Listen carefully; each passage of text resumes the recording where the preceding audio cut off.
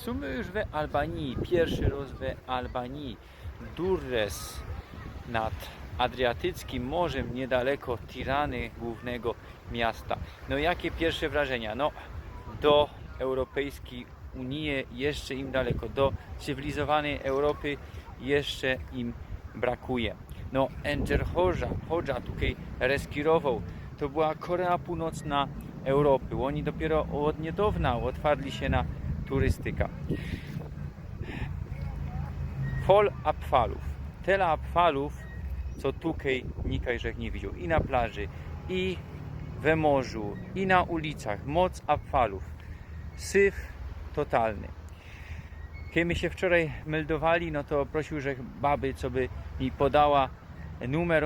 Ona powiedziała, tutaj nie ma numeru. I no, że wiedział ulica i że się z nią trafił Kaś przy markecie, potem mnie zakludziła.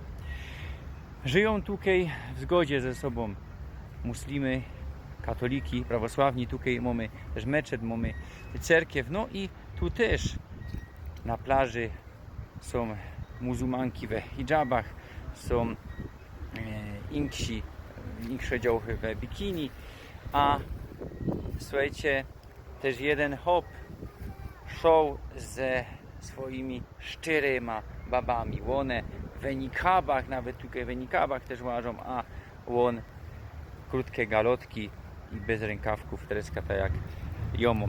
Kontrast taki tutaj mamy, no i widzicie też sam muslimka łazi na biało obleczoną.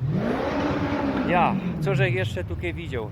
Synek, Kaś ze 10 lat szedł promenadą tutaj i kurzył cygareta. No, w cywilizowanych państwach raczej, jeśli jakiś nawet taki 10-latek takie coś robi, no to Kaś się z tym kryje.